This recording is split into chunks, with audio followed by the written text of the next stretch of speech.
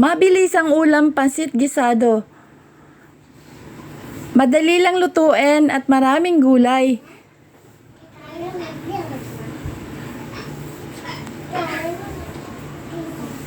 Pang-almusal, pang-merienda, masarap kainin.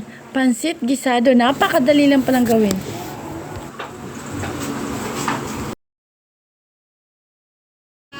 Nagpainit na nga po ako dito ng mantika.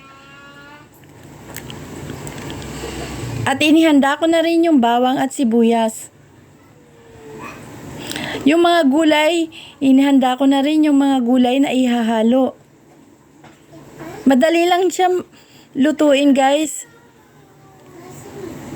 At habang niluluto ko yan, ginigisa ko yung sibuyas at bawang.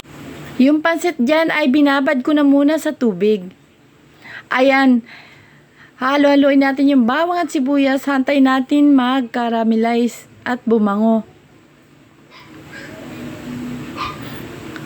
At pag bumango na nga po yan, guys, ilalagay na natin yung karne na manok at saka mga gulay. Antayin nating mag-brown yung karne ng manok. At kapag nag-brown na nga po yung karne ng manok na panghalo natin, isasabay na po natin dyan igisa yung carrots at cabbage. At kung meron po kayong bell pepper, samahan po natin ng bell pepper. Kung ano yung available na meron kayo sa ref.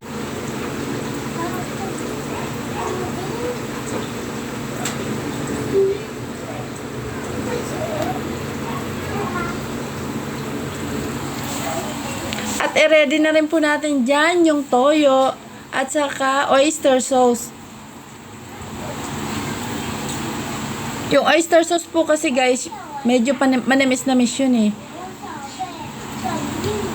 So, i-ready na rin po natin, guys, yung kalahating, depende sa dami ng niluto nyo, kalahating or isa yung ilagay yung chicken, nor chicken. Ang dami nga pong na gulay, guys, na cabbage na nailagay ko dyan. Halo-haloin na natin po yan na cabbage. At ilagay na po natin yung toyo at oyster sauce at saka chicken nor na kalahati or isa. Depende sa dami ng nilagay nyong pansit gisado na bihon. At haluan na rin po natin ng 1 cup of water.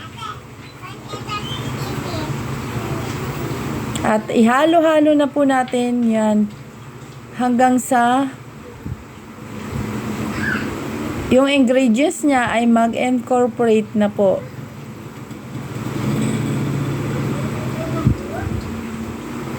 At hayaan po natin yan.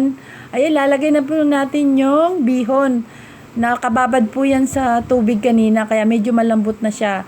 Kasi kapag hindi pa po siya malambot, matatagalan po ang ano niya eh. Pag nilagay natin siya, minsan guys, ang iba niyan nilalagay na hindi malambot. Diyan na siya hinahayaan na pagkulo na. At maraming tubig ang ilalagay. So dahil nga po malambot na yung pansit natin, ayun, 1 cup of water lang nilagay natin dyan. At saka, naglagay na tayo ng toyo at saka oyster sauce. At hayaan na po natin yan, haluin at saka hayaan na natin kumulo yan. At pag kumulo na yan po, titimplahan na natin kung luto na yung gulay at yon yung pansit gisado. Ayan, pag nahalo na yan lahat, yan, antayin na po natin yan kumulo. Ayan, okay na nga po siya, guys. Oh. Haluin po ulit natin.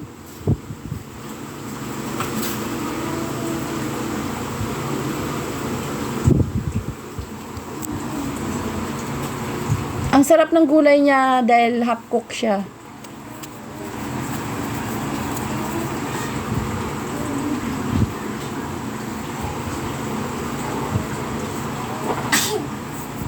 Yan, dahil luto na po siya, guys, titikman na po natin. At Kakain na po tayo.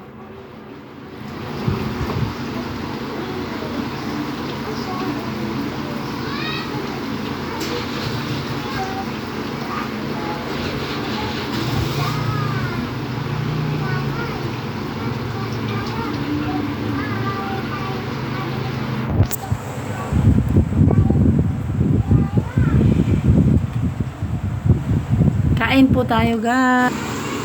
Subukan na po natin to, guys. Simpleng ulam. Thank you for watching.